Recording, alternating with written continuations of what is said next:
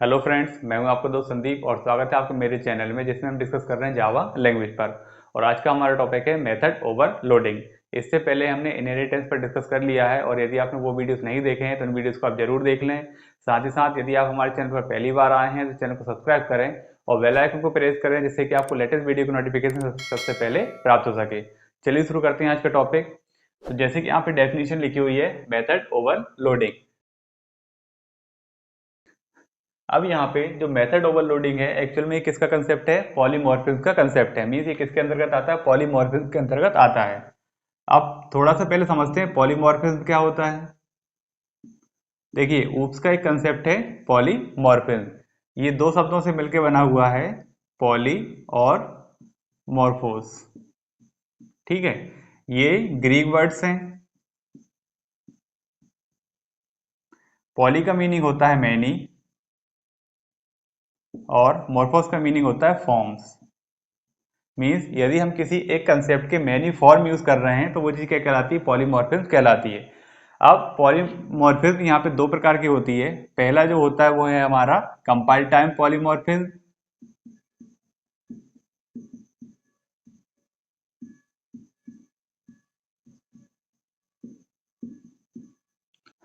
और सेकंड है run time polymorphism. ठीक है, अब यहाँ पे जो कंपाइल टाइम पॉलीमॉर्फिज्म है इसी को स्टैटिक या फिर अर्ली वाइंडिंग भी कहा जाता है। और इसका एग्जांपल क्या है? Method overloading.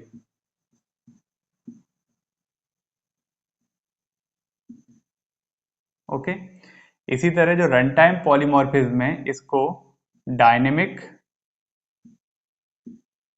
या लेट बाइंडिंग भी कहा जाता है। और ये कैसे अचीव होती है? मेथड ओवरराइडिंग के द्वारा।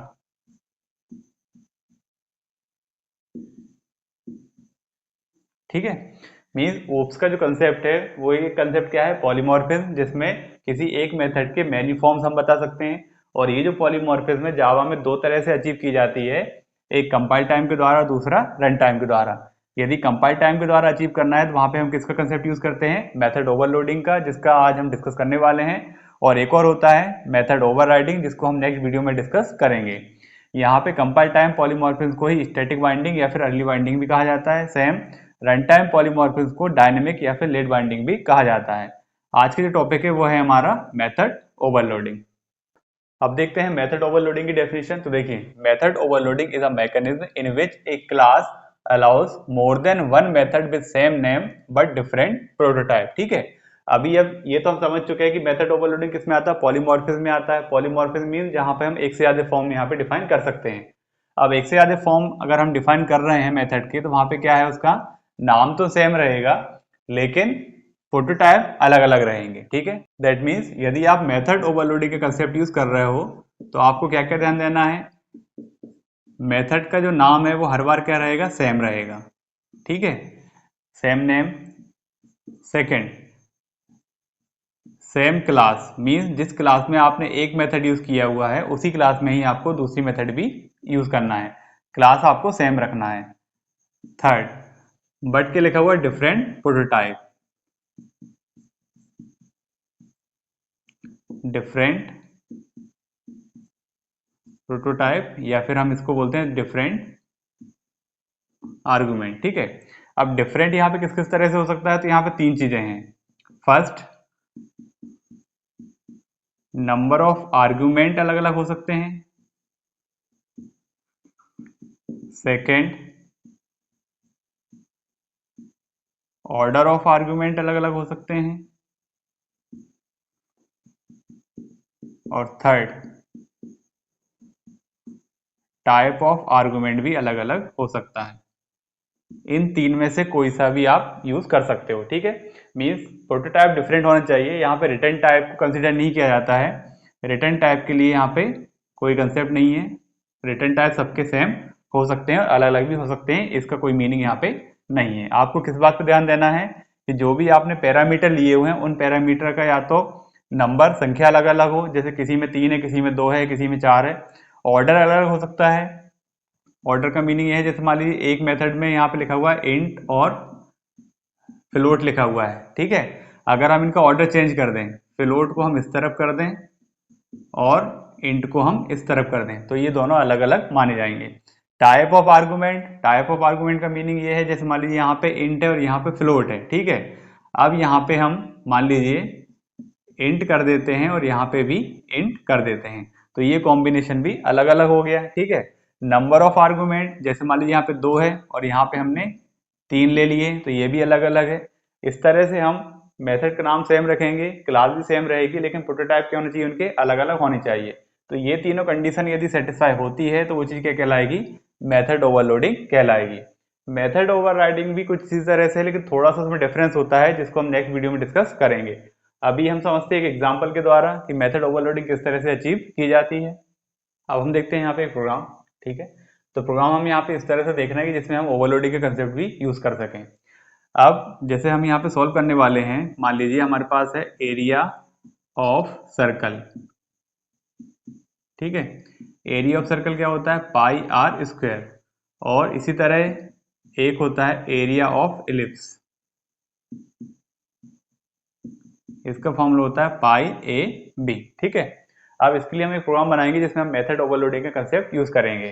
पाई आर स्क्वायर, तो हम इसको कुछ इस तरह से लिखेंगे, pi multiply with r multiply with r. इसी तरह यहाँ पे इसको पाई मल्टीप्लाई ए और मल्टीप्लाई बी, ठीक है। अब देखिए सबसे पहले हम यहाँ पे क्लास बनाते हैं। क्लास, क्लास का नाम हमने दिया ओवरलोड, ब्रैकेट ओपन। एरिया निकालना है हमको, तो हमने यहाँ पे एक वेरिएबल माना डबल, वेरिएबल का नाम दिया एरिया, ठीक। अब यहाँ पर एक मेथड ले लेते हैं, तो मेथड लिए हमने वॉइड, मेथड का नाम दिया कैलकुलेट। अब जैसे हम यहाँ पे सबसे पहले इसको कैलकुलेट करना चाहते हैं, तो यहाँ पे फॉर्मूला क्या है हमारे पास, पाई आर आर, मीन्स हमको यहाँ पे दो वैल्यू इनपुट करानी है। तो पहली वैल्यू क्या है, पाई है, तो उसका हमने टाइप दिया डबल और यहाँ पे लिख लिया पाई। और सेकंड हमारे पास रेडियस है, तो हमने लिखा है यहाँ पे इंटीजर आर, ओके। अब यहाँ पे ब्रैकेट ओपन और एरिया में कैलकुलेट कर लेते हैं, तो हमने यहाँ पे लिख दिया पाई मल्टीप्लाई आर, ओके। ये हो गया हमारे पास पहला वाला एरिया। सेकंड, अब हम फिर से इसी मेथड को यहाँ पे डिफाइन कर रहे हैं, नाम हम सेम रखेंगे, तो हमने यहाँ पे लिखा कैलकुलेट अगेन, ठीक है। अब देखिए नाम यहाँ पे भी कैलकुलेट है और नाम यहाँ पे भी कैलकुलेट है, और क्लास भी दोनों की क्या है, सेम है। तो यहाँ पे दो कंडीशन तो सेटिस्फाई हो गई, पहला सेम नेम और सेम क्लास। चेंजेस कहाँ करने हैं हमको, पैरामीटर में। अब यहाँ पे जो चेंजेस है वो हम क्या क्या कर सकते हैं, या तो नंबर ऑफ आर्गुमेंट हम अलग अलग कर दें, या इनके टाइप अलग अलग कर दें, या इनका सिक्वेंस हम अलग अलग कर दें। तो जैसे यहाँ पे हमने दो आर्गुमेंट लिए, यहाँ पर हम कितने लेंगे, 3 लेंगे, क्योंकि हमको यहाँ पे कितना चाहिए, पाई चाहिए, ए और बी की वैल्यू भी चाहिए। तो हमने यहाँ पे लिखा double pi integer a integer b, okay.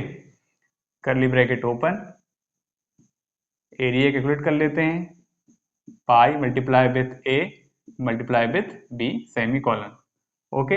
अब ये हमारे पास पहली मेथड क्लोज हो गई और यहाँ पर हमारी सेकंड मेथड क्लोज हो गई। फिर हम यहाँ पे क्लास को क्लोज कर देते हैं, ठीक है। अब चलते हैं हमारी मेन मेथड की तरफ। तो हमने यहाँ पे बनाई हमारी मेन क्लास, इसको नाम दे दिए क्लास टेस्ट ब्रैकेट ओपन। इसके अंदर हमने लिखा पब्लिक स्टैटिक वॉइड मेन, और यहाँ पे क्या लिखते हैं हम, string argument square bracket bracket close करली ब्रैकेट ओपन। ये जो कोडिंग हमने की है पूरी क्लास के अंदर की, वो हम यहाँ पे भी कर सकते हैं। यदि आप चाहें तो एक ही क्लास के अंदर ये सारी कोडिंग कर सकते हैं, लेकिन हमने इनहेरिटेंस भी पढ़ लिया है, इसलिए अब हम यहाँ पे दो क्लासेस का यूज कर रहे हैं, ठीक है। अब यहाँ पे ऑब्जेक्ट किसका बनाएंगे, इस क्लास का, क्योंकि सारी मेथड इसके अंदर है, तो हमने यहाँ पे ऑब्जेक्ट बनाया। तब ऑब्जेक्ट बनाने के लिए हमने लिखा क्लास का नाम ओवरलोड, ऑब्जेक्ट बनाया इसका ओडी न्यू ओवरलोड, ठीक। अब इस ऑब्जेक्ट के द्वारा हम यहाँ पे वेरिएबल और मेथड दोनों को एक्सेस कर सकते हैं। तो सबसे पहले हमने यहाँ पे लिखा od डॉट और मेथड का नाम क्या है, कैलकुलेट। ओके, अब यहाँ पे जो ब्रैकेट में आप आर्गुमेंट देने वाले हो, पैरामीटर देने वाले हो, उसके आधार पर डिपेंड करेगा कि यहाँ पे कौन सी मेथड यहाँ पे मैच होगी। अब जैसे मान लीजिए मैं यहाँ पे लिख रहा हूँ 3.14 और यहाँ पे मैंने लिख दिया 5, ठीक। तो ये किस में मैच होगा, पहले वाले में, क्योंकि पहली वैल्यू किस में आएगी, डबल पी आई के अंदर आ जाएगी, और सेकेंड वैल्यू किस में आ जाएगी, आर में आ जाएगी, ठीक है। और यदि मैं यहाँ पे लिखता हूँ ओडी डॉट कैलकुलेट और यहाँ पे मैंने लिख दिया 3.1434, तो ये जो वैल्यू है ये कहाँ पे मैच करेगी, यहाँ पे, क्योंकि यहाँ पे 3 वैल्यू हमने पास की है और यहाँ पे 3 पैरामीटर दिए हुए हैं। तो पहली वैल्यू किस में आएगी, पी आई में, सेकेंड वैल्यू किस में आएगी, ए में, और थर्ड वैल्यू किस में जाएगी, बी में, ठीक है। अब यहाँ पे ओडी डॉट कैलकुलेट हमने किया तो वो यहाँ पे इसको मैच करेगा और यहाँ से पी आई की वैल्यू किस में जाएगी, इस पी आई में, और आर की वैल्यू इन दोनों में आ जाएगी, और जो भी यहाँ पे कैलकुलेशन होगी वो किसमें असाइन हो जाएगी, एरिया में हो जाएगी, ठीक है। तो हम यहाँ पे मैसेज दे देते हैं system dot out dot println area of circle concatenation OD dot area, ठीक है। इसी तरह यहाँ पे दे देते हैं system dot out println area of ellipse, और ये मैच होगा यहाँ पे, और इसके बाद यहाँ से कैलकुलेट होगा हमारा एरिया। तो यहाँ पे हम प्रिंट कर देते हैं ओडी डॉट एरिया, ठीक है। ये हमारी मेन मेथड क्लोज और यहाँ पे हमारी मेन क्लास क्लोज, ठीक। इसका आउटपुट देखते हैं अब सिस्टम की स्क्रीन पर। तो यहाँ पर हमने वही प्रोग्राम पूरा टाइप कर लिया है। तो यहाँ पर आप देख सकते हैं हमारे पास है क्लास ओवरलोड, ये इतना सेक्शन हमारे पास क्लास का है। इसमें हमने 2 मेथड ले लिए, वॉइड कैलकुलेट, और दोनों के हमने जो प्रोटोटाइप है वो अलग अलग रखे हुए हैं। एक में 2 आर्गूमेंट है और एक में 3 आर्गूमेंट है। इसके नीचे हमारे पास मेन क्लास है जहाँ पर हमने मेथड्स को कॉल किया हुआ है। ओके, अब इस प्रोग्राम को करते हैं हम रन। तो यहाँ पे देखिए जो पहली मेथड है ओडी कैलकुलेट से कॉल होगी, जिसमें हमने 2 पैरामीटर पास किए हैं और एरिया ऑफ सर्कल प्रिंट होगा। फिर हमने 3 पैरामीटर पास किए हैं जिससे हमारा एरिया ऑफ इलिप्स प्रिंट हो जाएगा। इसको करते हैं रन। तो हमने रन फाइल पे क्लिक किया तो देखिए आउटपुट आया हमारे पास एरिया ऑफ सर्कल 78.5 और एरिया ऑफ इलिप्स 37.68। ओके, तो इस तरह से मेथड ओवरलोडिंग का जो कंसेप्ट है उसको अचीव किया जाता है। अब यहाँ पे देखिए जो दोनों मेथड है हमारे पास वॉइड कैलकुलेट, दोनों के पैरामीटर यहाँ पे अलग अलग दिखाई दे रहे हैं। यदि हम यहाँ पे सेम करते हैं, मान लीजिए हम यहाँ पे सेम कर देते हैं और यहाँ पे हमने लिख दिया इंटीजर ए। अब यहाँ पे दोनों में ही डबल और इंटीजर हो गया, सेम हो गया। देखिए यहाँ पे एरर आती है कि ये जो मेथड है वो ऑलरेडी यहाँ पे एग्जिस्ट कर रही है। तो यहाँ पे ये कंपल टाइम है और ये यहीं पर हमको एरर बता देती है कि ये मेथड ऑलरेडी हमने डिफाइन कर चुके हैं। ओके, तो यहाँ पर आपको नंबर ऑफ़ आर्गूमेंट या फिर सीक्वेंस ऑफ आर्गूमेंट या उनका टाइप ऑफ आर्गूमेंट अलग अलग करना है। 3 में से कोई एक चीज़ आप यहाँ पे अलग कर सकते हैं। ओके फ्रेंड्स, तो आज की वीडियो में बस इतना ही। यदि वीडियो पसंद आए तो वीडियो को लाइक करें, शेयर करें और चैनल को सब्सक्राइब जरूर करें। Thank you.